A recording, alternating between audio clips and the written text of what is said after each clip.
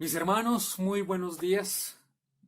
Muchísimas gracias por la oportunidad, primeramente al Señor, de poderme parar aquí al frente de ustedes nuevamente. Ya lo había hecho en alguna oportunidad hace muchos años y me alegra profundamente poder volver a hacerlo. De hecho, quien me dio la oportunidad hace muchos años de predicar, de pararme en un púlpito por primera vez, fue el hermano Álvaro, cuando estábamos en la iglesia de Pepe Sierra.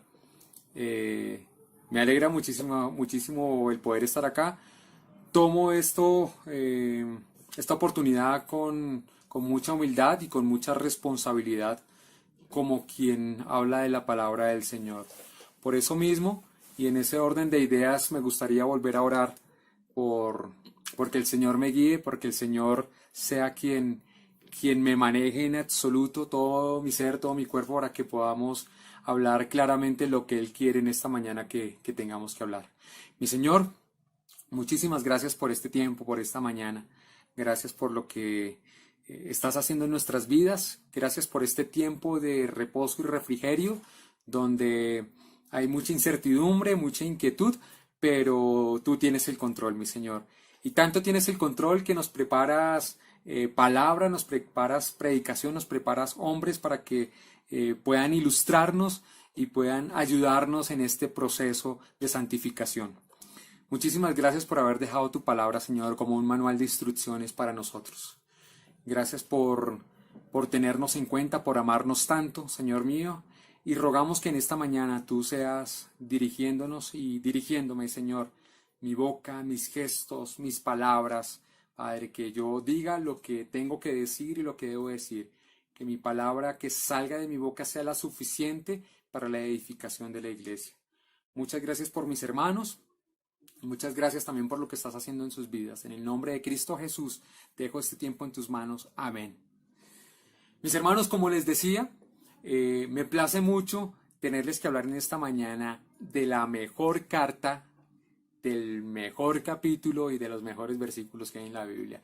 Y no estamos hablando de otra cosa que la carta que envía Pablo a la iglesia de Tesalónica. Una carta llena de sabiduría, de paz, de amor genuino, de preocupación. Una carta muy linda, una carta de verdad muy especial a una iglesia que Pablo amaba muchísimo, como es la iglesia de Tesalónica. Y son 13 versículos de este capítulo 3, pero que ojalá el Señor preste mi boca para que en este tiempo pueda desarrollar esos 13 versículos. Y digo que desarrollarlo porque es tan bonito cuando uno empieza a estudiar la Biblia y se da cuenta que toda la Biblia es una sola, que todo está entrelazado. Y que cuando tú lees un capítulo o cuando estudias mejor un capítulo o un versículo, te das cuenta que lo puedes enlazar y que hay más historia en X libro y en otro y en otro y en otro y así sucesivamente. Entonces te tienes que ilustrar muchísimo, tienes que estudiarlo muchísimo para poderlo entender y eso es lo bonito de este libro, el cual es nuestro manual de instrucciones. Gracias a Dios por eso. Entonces por eso le digo, ojalá me dé el tiempo, ojalá no me toque cortar en algún momento así fuerte con una frenada bravísima, pero bueno, sin más ni más, entonces vamos a iniciar este tema. Recordemos que estamos llevando a cabo un ciclo de predicaciones y este ciclo de predicaciones en este caso es un ciclo en el cual se va a estudiar la carta, la primera carta que Pablo envía a la iglesia de Tesalónica. En el primer capítulo, pues Milton nos hizo una introducción a todo el libro de Tesalonicenses, de la primera carta de Tesalonicenses, y nos habló muchísimas cosas del capítulo 1, del capítulo 2, del capítulo 3, capítulo 4, creo que alcanzó a tocar cosas muy puntuales, pero en realidad hizo énfasis en el capítulo 1 y en la introducción de una carta llena de amor profundo y genuino de Pablo a sus hermanos en Tesalónica, de esa preocupación tan grande que Pablo sentía por los hermanos. Pablo tuvo que dejar esa iglesia en 2 semanas, o sea, él llegó a Tesalónica, predicó la palabra, instituyó allí la iglesia y tuvo que salir volado de allí porque lo iban a apedrear en la plaza pública. Pablo entonces tuvo que salir pitado de ahí Pablo en ese momento. Entonces duró realmente 2 semanas.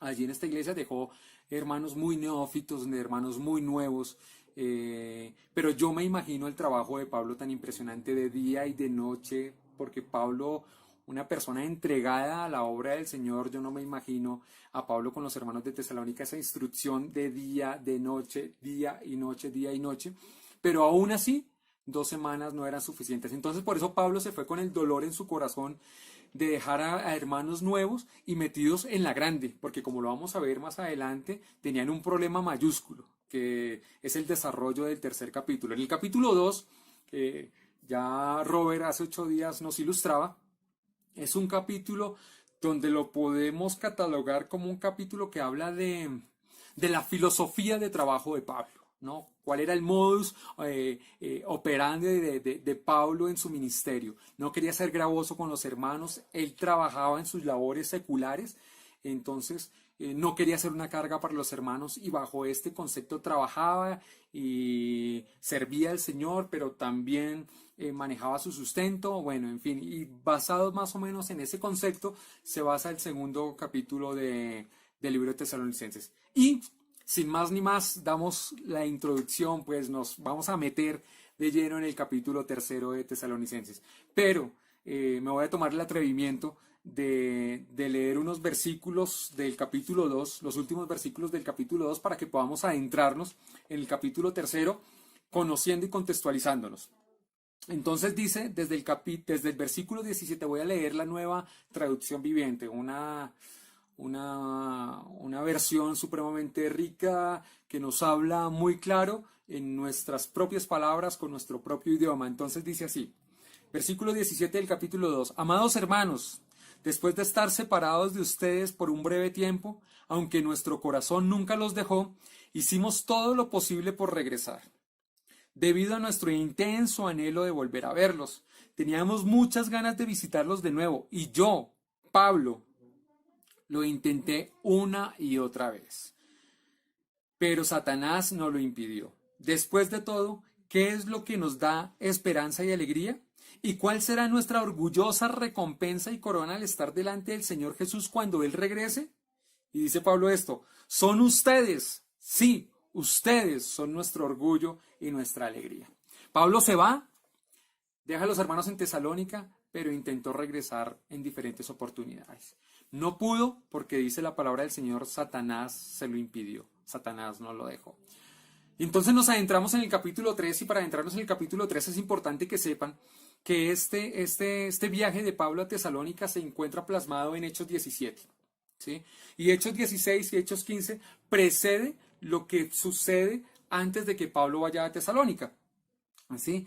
Entonces, cuando Pablo habla que fue impedido de llegar otra vez a los hermanos de Tesalónica, es porque la fundación de esta iglesia hace parte del segundo viaje misionero de Pablo, de esa aventura de Pablo en misiones. Entonces ese segundo viaje misionero de Pablo inicia en el capítulo 15 de Hechos, más o menos en el versículo 30 al 36, más o menos inicia esa segunda etapa, ese segundo viaje misionero. Inicia Pablo estando en Antioquía, estaba en Antioquía y escuchó unos rumores ahí que habían llegado de unos hermanos judíos, unos problemas doctrinales, por llamarlos de alguna manera. Y entonces Pablo de Antioquía se va para Jerusalén a arreglar ese problemita, un problemita más de forma que de fondo. Y él se va con Bernabé, ¿sí? Arreglar ese problema. Estando en Jerusalén, hacen un concilio, llegan a un acuerdo y Pablo y otros hermanos, en conjunto con Bernabé, se van para Antioquía a llevarle la carta y las noticias a los hermanos de que ya habían solucionado ese problema. En ese viaje que hace Pablo de Jerusalén a Antioquía, le nace en su corazón la intención de visitar las iglesias que él ha fundado, ¿sí?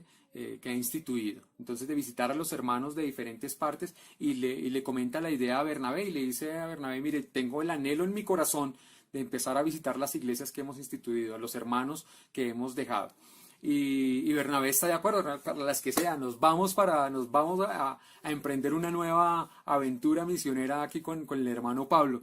Pero entonces, ahí es donde se revela uno de los impases históricos del Nuevo Testamento, la separación de Bernabé y de Pablo. Tienen una discusión y esa discusión termina en la separación de ellos dos. Que separación, uno coge por un lado y otro coge por el otro. Bernabé coge para Chipre y Pablo coge por la parte costera, Filipos, y llega a Tesalónica.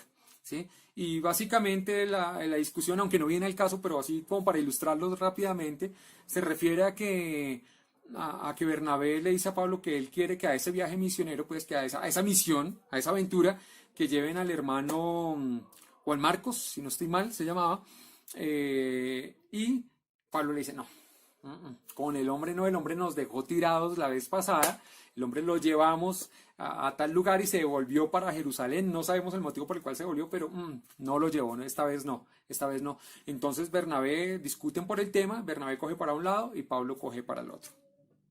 En ese viaje, entonces, Pablo empieza a abordar toda la parte costera y, como les digo, pasa por Bernea, si no estoy mal. Tengo aquí un mapa con el cual me voy a guiar. Ojalá ustedes tengan la oportunidad, ojalá su Biblia tenga un mapa de los viajes misioneros y lo vean. Entonces, Pablo sale de Jerusalén, pasa a Antioquía, ¿cierto? Que fue donde les comenté, pasa por Derme, ¿sí? Pasa por Derbe, perdón, Iconio y Listra. Listra pasa algo bien simpático. En Listra es donde Pablo se conoce con Timoteo. Ahí su primer encuentro con Timoteo. Llega a Listra y en Listra está la mamá de Pablo de Timoteo. Se encuentran, en Listra le dan muy buenas referencias a Pablo de Timoteo y Timoteo a partir de ese momento comienza una relación de hermandad con Pablo y Timoteo, empiezan esa relación. Ahí es donde se conocen, ahí es bien importante ese tema que hay que sepan que en Listra sucedió eso. Luego pasa a Neápolis y luego a Filipos, Anfípolis, Apolonia y después de Apolonia sigue Tesalónica. ¿Sí? Llega a Tesalónica y en Tesalónica dura 2 semanas, que era los que le estaba hablando hace un momento. ¿Sí? Cuando llega a Tesalónica y está las 2 semanas con los hermanos, los instruye y dice en Hechos 16, si no estoy mal, habla de que en Tesalónica habían unos judíos envidiosos, gente que no tenía nada que hacer, como la gente desocupada. Cuando la gente está desocupada, no sabe qué pensar, no sabe qué hacer y se inventa cualquier cosa. Entonces estos judíos envidiosos aglomeró, llamó a un grupo de personas que no tenían nada que hacer, dice la palabra de Dios, eran desocupados, eran vagos desocupados, y con ellos se fueron todos revoltosos y llamaron a unos y a otros y se fueron a la casa de Jasón. Jasón, un hermano del que no hay mucha evidencia bíblica, pero era un hermano que servía a los misioneros y hospedaba a misioneros, y se fueron a la casa de él y no lograron encontrar a Pablo. Entonces llevaron a Jasón y lo llevaron, lo trataron de encarcelar, él tuvo que pagar una fianza. Bueno, la fianza no era como ahorita se paga un dinero y ya, pero bueno, luego les explico ese tema, es un poco complejo, pero bueno. Entonces él tuvo que pagar una fianza y Pablo logró escapar. Y al Pablo a escapar, entonces se fue para una ciudad después de Tesalónica que se llama Berea. En Berea, como siempre, que llegaba Pablo a algún lugar, siempre se iba a la sinagoga. Lo primero que hacía era llegar a la sinagoga, siempre Pablo, a hablar del Señor y a hablar de la salvación. Entonces llegó a Berea, en Hechos dice que Berea era un poco más receptivo y recibieron un poco mejor la palabra del Señor, ¿sí? Pero estos judíos que estaban en Tesalónica, que habían sacado a Pablo de Tesalónica, se enteraron que Pablo también estaba en Berea y allá le cayeron. Llegaron allá, igual cuando se enteró Pablo que habían llegado, también le tocó salir de noche. Unos hombres lo llevaron a la costa y lo mandaron por mar, lo mandaron hasta Atenas, Y ahí en Atenas ya Pablo estaba un poco cansado, exhausto de toda esta perseguidera, de toda esta situación que le estaba pasando. Entonces decide quedarse ahí. Y ahí es donde en todo este viaje, después de que sale de Tesalónica, lleva a sus hermanos tesalonicenses en su corazón. Entonces, ahí es en Atenas donde decide enviar a Timoteo a la ciudad de Tesalónica para conocer el estado emocional, físico, pero sobre todo espiritual de sus hermanos, ¿sí? Entonces vamos a leer los primeros 5 versículos del capítulo 3, ya habiendo contextualizado el tema y ya sabiendo de dónde viene toda esta situación. Dice, por último, el versículo 1 del capítulo 3, en esta nueva versión, en esta nueva traducción viviente, dice, por último, cuando ya no pudimos más, cuando ya no pudimos soportar más, ya estaba cansado, decidimos quedarnos solos en Atenas. Silas y Pablo, porque fue con Silas que salió de Tesalónica, ¿no? Entonces está hablando de él y está hablando de Silas. Y enviamos a Timoteo para que los visitara. Él es hermano nuestro y colaborador de Dios en la proclamación de la buena noticia de Cristo. Lo enviamos a ustedes para que les fortaleciera, los alentara en su fe y los ayudara a no ser perturbados por las dificultades que atravesaban. Pero ustedes saben que estamos destinados a pasar por tales dificultades. Y aún cuando estábamos con ustedes, les advertimos que las dificultades pronto llegarían, y así sucedió. Como bien saben, dice que llegarían, y así sucedió como bien saben. Versículo 5 dice, por esta razón, cuando ya no pude más, envié a Timoteo para averiguar si la fe de ustedes seguía firme. Tenía miedo de que el tentador los hubiera vencido y que nuestro trabajo hubiera sido en vano. Pablo está seguro de que hay situaciones de aflicción cuando se está trabajando para el Señor. Cuando hay nuevos convertidos, cuando hay personas que están trabajando y se están tratando de esforzar en el camino del Señor, siempre van a tener aflicciones. Pablo lo sabía, lo conocía y sabía que si el Señor está con nosotros, ¿quién contra nosotros? Pero tenía miedo por los hermanos de Tesalónica, hermanos nuevos, hermanos con muy poco adoctrinamiento, ¿sí? No se pudo quedar ninguno de ellos, ni Silas ni Pablo en Tesalónica, reafirmándoles, adoctrinándoles, ayudándoles, consolándoles, sino tuvieron que salir todos de allí. Y qué grave problema que se les presenta. Y por eso Pablo dice, van a tener problemas y van a tener aflicciones. Y de hecho, se los habíamos advertido cuando estábamos allí. ¿Y cuáles eran los problemas a los cuales a los que tenían que estar preparados los hermanos de Tesalónica? La ciudad de Tesalónica hace parte del Imperio Romano. El Imperio Romano es una gran maquinaria. Es una gran maquinaria política, una gran maquinaria militar y una gran maquinaria cultural. Pero sobre todo, son muy inteligentes, eran muy inteligentes. El Imperio Romano era muy inteligente. Por eso llegó a ser el imperio más grande y más fuerte que había, porque era supremamente inteligente. Y su inteligencia se basaba en que tenía que convencer a las ciudades y a las personas a las cuales conquistaba para que ellos no se les regresaran, no se les alborotaran y no los sacaran de sus ciudades, de sus pueblos, etcétera, etcétera. Entonces, ¿qué hacían ellos? Ellos permitían que estas personas siguieran profesando la religión que llevaban y que siguieran adorando a sus dioses, que lo siguieran haciendo sin ningún problema. La única condición que tenían es que tenían que adorar al César. Era la única condición, tenían que adorar al César. Adoraban al dios X, al dios Y, al dios Z, porque dioses eran lo que había. Toda esa parte de Siria, Galicia, Macedonia, etcétera, etcétera, lo que tenía era dioses por montones. Y sobre todo Atenas. Pablo estaba anonadado con la cantidad de dioses que había en Atenas, ¿sí? Pablo en En el capítulo 17, si no estoy mal de Hechos, también narra su llegada a Atenas y él llegaba y caminaba y para lado y lado donde miraba un altar, un altar, un altar, porque estaba el dios del zapatero, el dios del carnicero, el dios de esto, el dios, todo, el dios del yerbatero, el dios de todo, todos tenían un dios. Tanto así, tanto así, que había un altar hecho para el dios no conocido. O sea, a tal punto habían llegado que había un altar para el dios no conocido. Pero ¿cuál era la ventaja de seguir a estos dioses? La ventaja de seguir a estos dioses era que, en teoría, ¿no? Si yo seguía a estos dioses tenía una protección adicional, protección de catástrofes naturales, una protección económica, una protección en cuanto a los cultivos, entonces iba a tener más cultivos, mejores cultivos, etcétera, etcétera, etcétera. Y más encima, ahora tenían que adorar a un dios más, pero pues realmente ellos teniendo tantos dioses, pues ¿qué les iba a importar adorar a un dios más? Eso era lo de menos.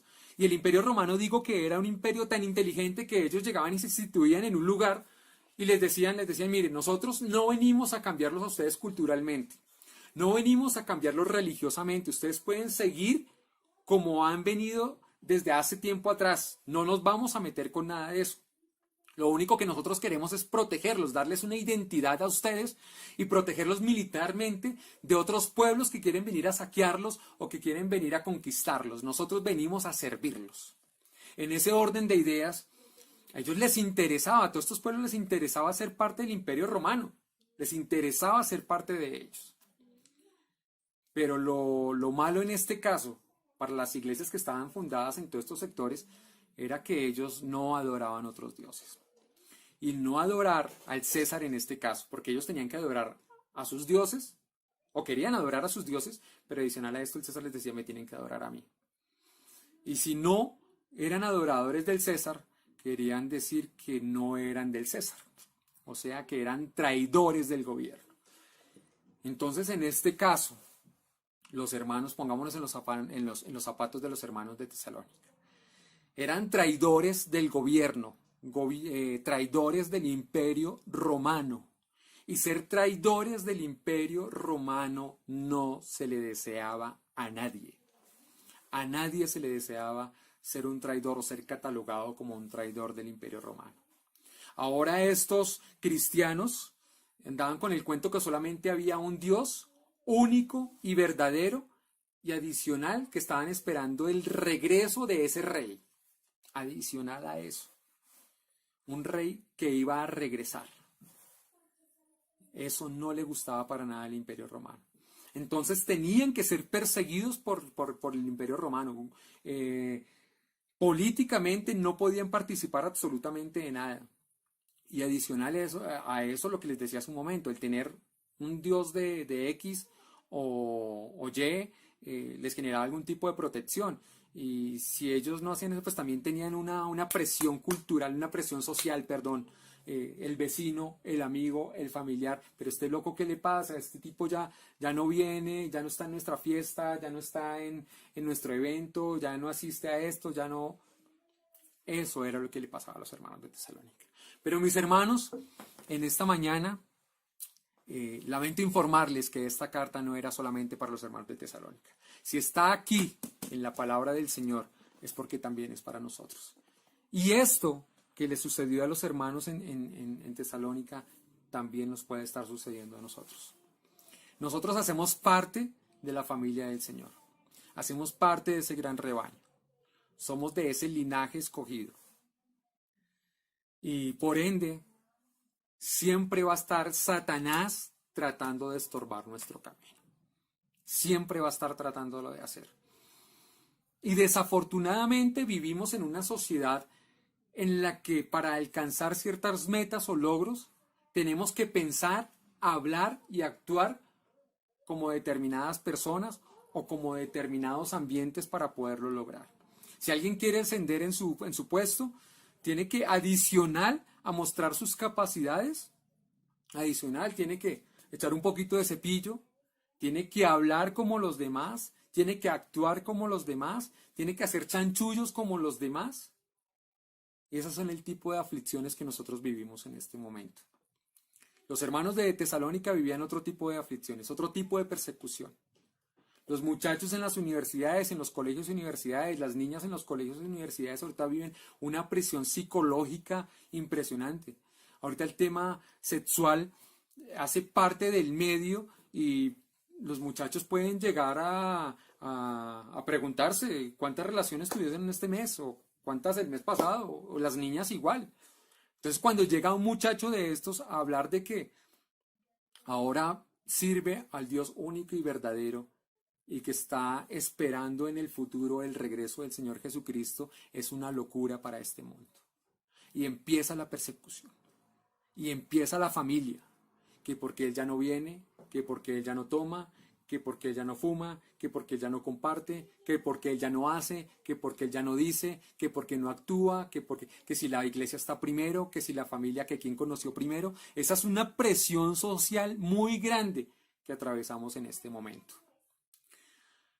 No es parecido a lo que se enfrentaban los hermanos de Tesalónica, estoy seguro de eso. Muy seguramente ellos tenían unas aflicciones supremamente grandes. Y para que Pablo estuviese realmente preocupado por ellos y hubiese enviado a Timoteo a mirar a ver cómo estaban y a que le llevara la razón a ver cómo estaban, era porque Pablo se encontraba muy preocupado por los hermanos.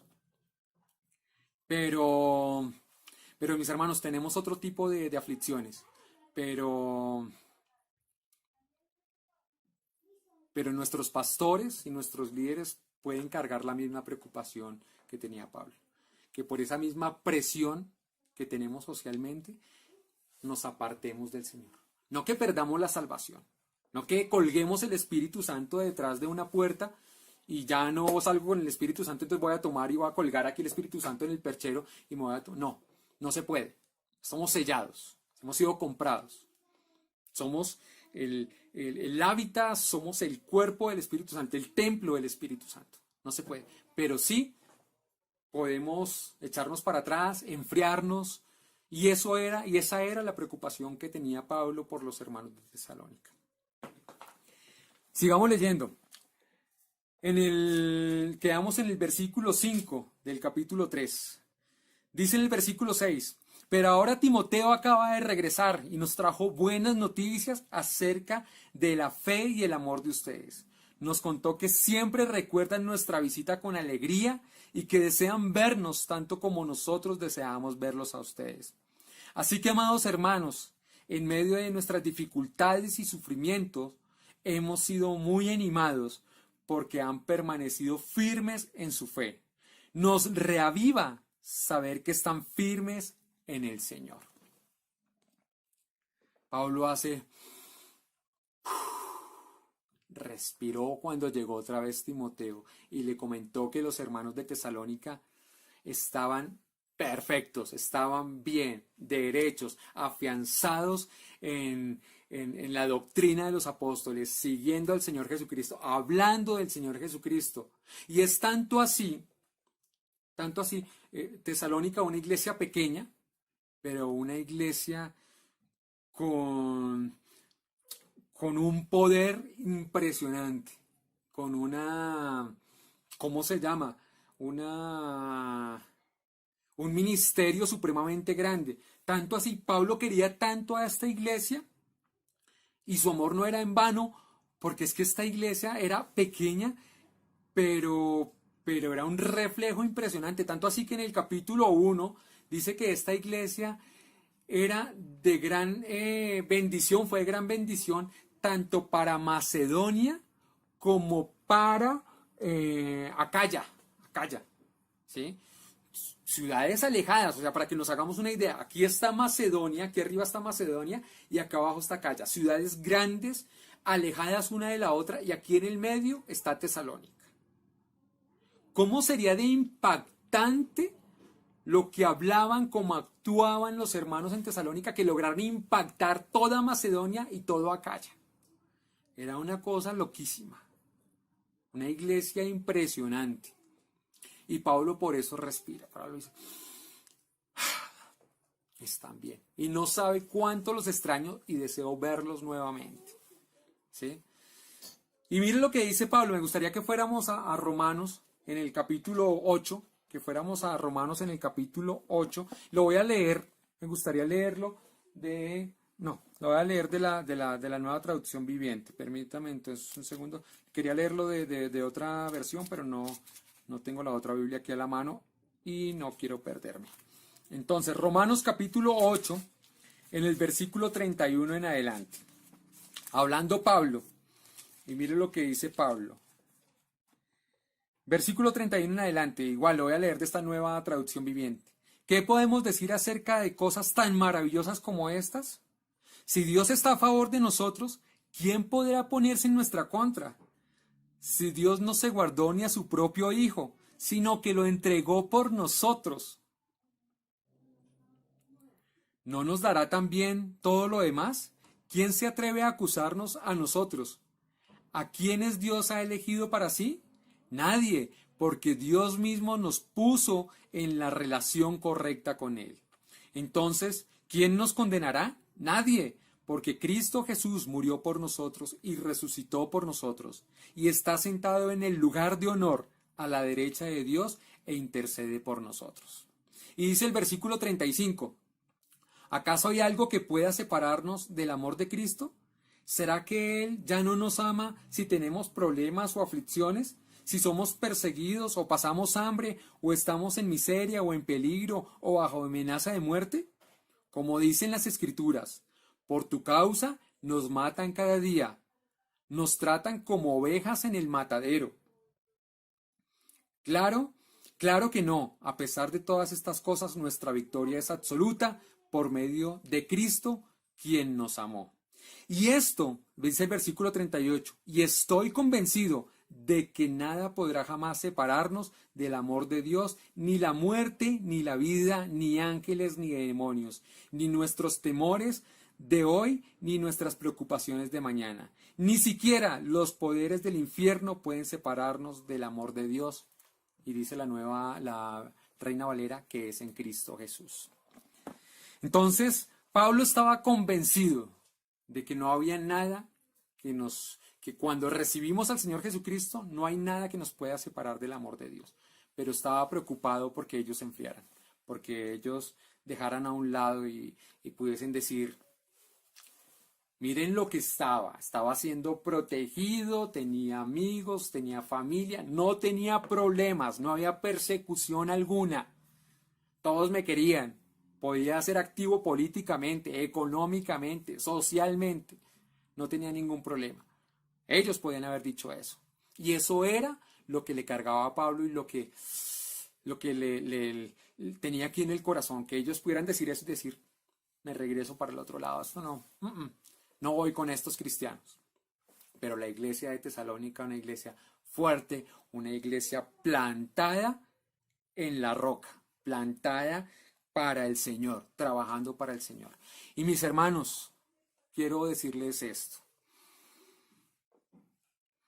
Cuando estamos trabajando para el Señor, cuando estamos iniciando nuestra vida en el Señor, cuando estamos activos para Él, cuando estamos participando de su obra, siempre va a haber quien nos estorbe.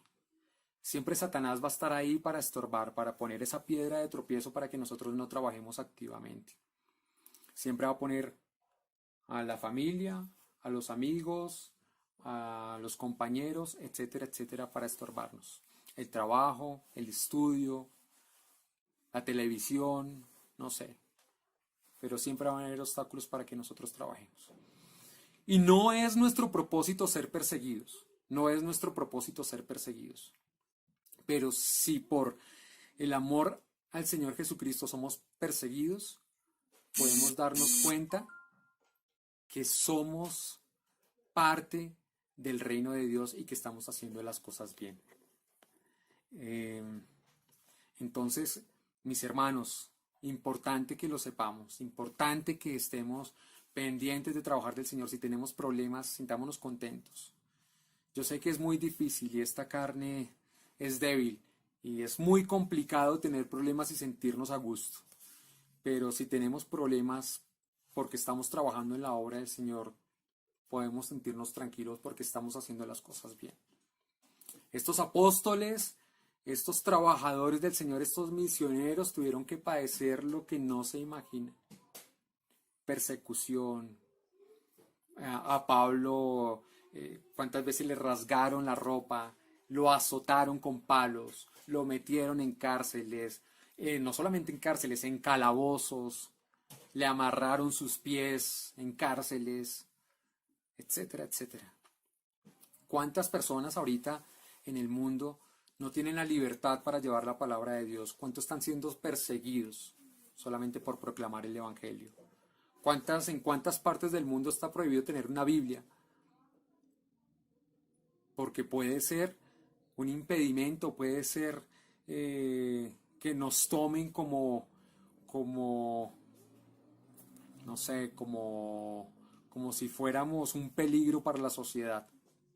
Esa es la situación actual de ellos y esta es la situación actual de nosotros.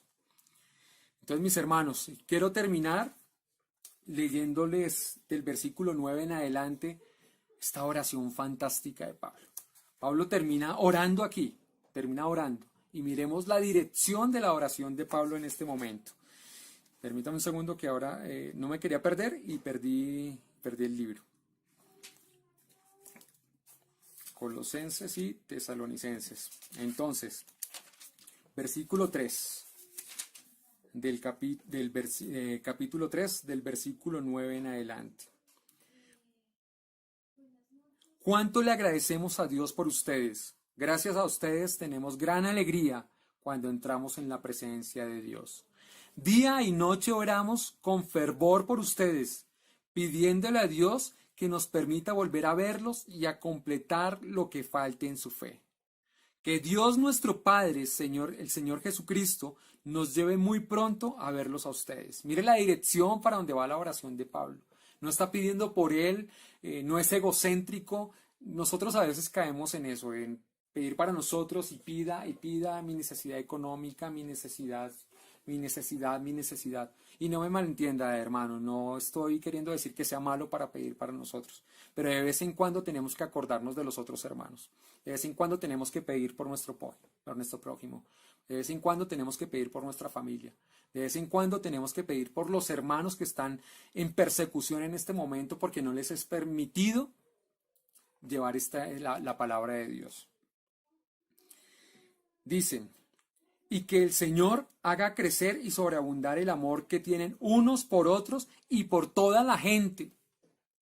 Que el Señor haga sobreabundar el amor que hay entre hermanos, pero también el amor que hay entre la familia, entre aquellos que nos persiguen, en aquellos que nos critican, en aquellos que nos dicen que ya no somos iguales, que ya somos unos cristinos. Así me decían cuando trabajaba, o así nos decían a un grupo de cristianos cuando trabajábamos en Corfivalle, en la Corporación Financiera del Valle. Habíamos un grupo de cristianos, mensajeros, porque éramos los mensajeros de Corfivalle, y en ese combo estaba Ricardo Peña, el hermano de Álvaro, estaba César Casas, que es ahorita uno de los integrantes de la asociación.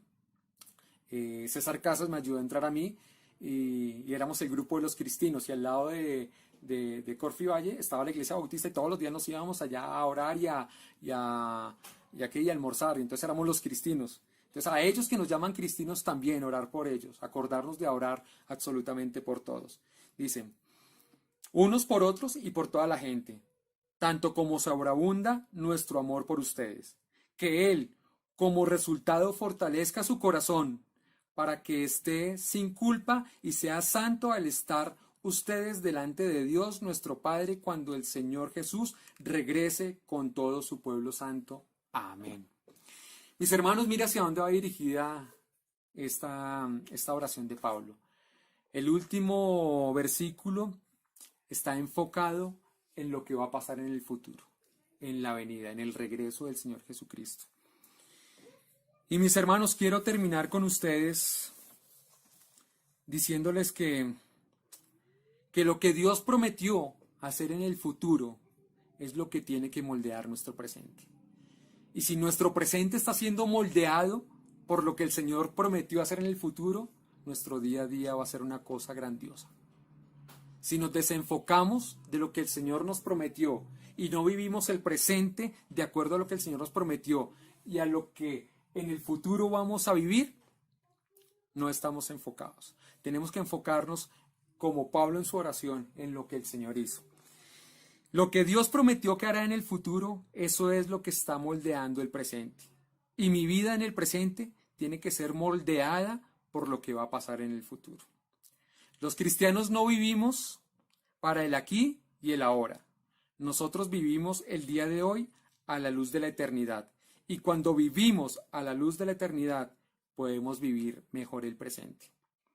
Nosotros somos, no sé si se diga así, inmediatistas. Nosotros nos gusta todo lo inmediato. Si nuestro computador no nos prende al minuto, si nuestro celular no nos responde en el instante, nos volvemos locos, no sabemos qué hacer. Y tenemos que acordarnos cuando hace 20 años, no sé hace cuánto tiempo, el internet, ¿recuerdan cuando era el... Y uno decía, ¡qué velocidad! ¡Qué velocidad! Estoy descargando una foto, un video. ¿Cuánto tiempo descarga? 40 minutos, pero ¡qué velocidad! Y ojalá les tocara una mamá o una abuelita como la mía que descolgaba el teléfono en el primer piso y escuchaba ¡cuelgue, desconéctese! Que voy a hacer una llamada y cortaba la descarga. Eso sucedía. Y nosotros somos inmediatistas, no miramos más allá de nuestra nariz. Y Pablo nos invita a eso, a que estemos enfocados en el futuro. Y les voy a leer otra vez esta frase para terminar. Lo que Dios prometió que hará en el futuro es lo que está moldeado en el presente. Y mi vida en el presente tiene que ser moldeada por lo que va a pasar en el futuro. Mis hermanos, les agradezco este tiempo y la oportunidad que me han dado de poder expresarles lo que el Señor tenía para cada uno de nosotros. Los dejo con el hermano Robert para que podamos seguir con el servicio. Muchas gracias.